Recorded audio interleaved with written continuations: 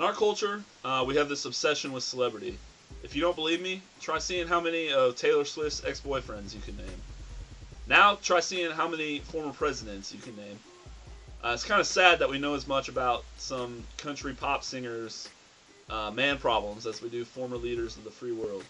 Now, I'd love to say that I'm immune to this problem, but I'm not. Unfortunately, I find myself being sucked in. There's just something about having a good view to what's going on around you.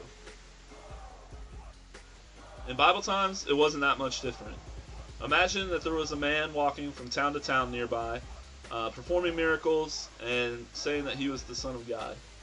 That's the situation that a man named Zacchaeus finds himself in Luke 19. Zacchaeus caught wind of Jesus coming to town, so he went to where Jesus was going to be. But there was a problem. He couldn't see. Now, there were two reasons that Zacchaeus couldn't see. The first reason was Zacchaeus was pretty short. Actually, he was really short. Even some texts say that he was a wee little man, and a wee little man was he. Tiny. Also, he was a tax collector. Now, nobody that I know really likes to pay taxes, and especially when they feel like they're being cheated when they do. And Zacchaeus, well, he liked to take a little bit extra off the top for himself. So Zacchaeus does what any of us would do in this situation. He finds a tree, and he climbs up in it, and he waits for Jesus to come.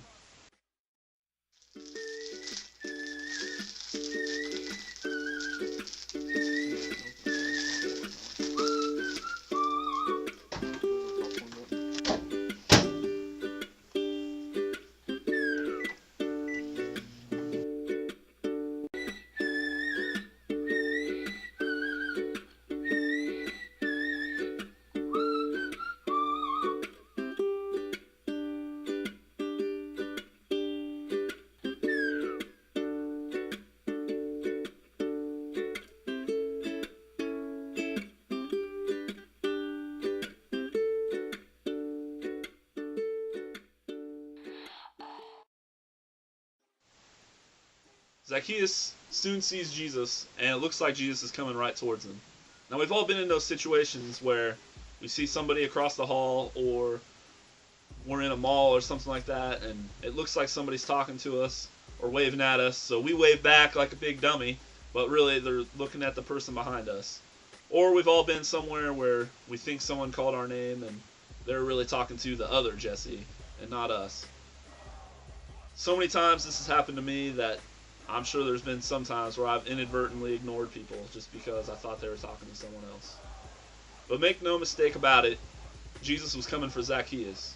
Jesus made a beeline for the tree, and when he got there, he told Zacchaeus to get down and walk with him, because Jesus was going to come to Zacchaeus' house for lunch today.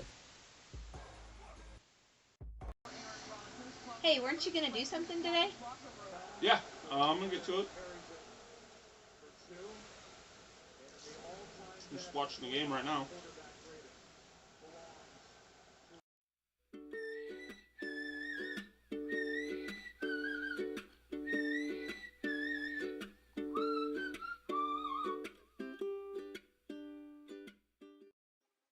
Can you imagine how Zacchaeus felt when Jesus asked him to get out of the tree?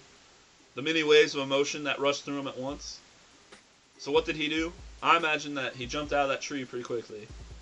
Partially from excitement of meeting Jesus, partially from pride of being the one that Jesus picked out of the crowd, and probably just a little bit nervous too, because maybe his house wasn't as clean as he'd like for it to be, or maybe he didn't have the right kind of food to prepare. You know, the same kind of things we would worry about if we had an important guest coming to our house. But Jesus wasn't coming over to be impressed by Zacchaeus. Rather, he was concerned with Zacchaeus' spiritual well-being. After ministering to Zacchaeus, Jesus had convinced him that he had been going about life all wrong. Rather than being consumed by greed and worried about making a name for himself, Zacchaeus made a decision that day to change his life and to follow Jesus. From that day forward, he was going to repay all those that he had cheated and give half of his possessions to the poor. Many of us today are like Zacchaeus. We may not be tax collectors or short little men, but we're like him nonetheless.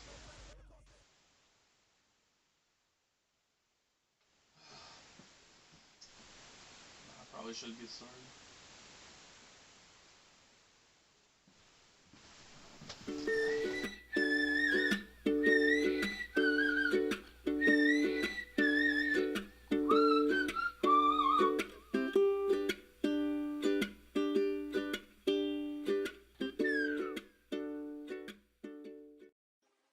The story of Zacchaeus in Luke 19 is almost as short as Zacchaeus himself, but there's a lot that can be gleaned from these 10 verses. First, we can see that Zacchaeus was looking. I think it's safe to say that most of us fall into this category. You wouldn't be here or watching this video if you weren't at least a little bit curious about Jesus and what his message is for us. But for Zacchaeus, and hopefully for us too, we can go beyond simply looking at the gospel message and start to take it to heart and listen. Zacchaeus listened to Christ when he got out of the tree. As we observe things about Christ, some of his teachings begin to sink in and change our way of thinking. This is what brings us to the final step, the leap. Zacchaeus getting out of the tree led to the biggest leap of his life. Sure, jumping out of the tree was a little bit of a leap, but the real leap happened when he decided to turn from his past way of life and to follow Jesus.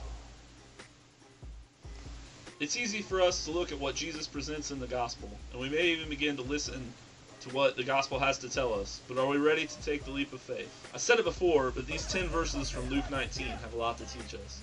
But no lesson is greater than what Jesus himself says in Luke 19 verse 10, where he says that he came to seek and save that which was lost. Are you ready to take that leap?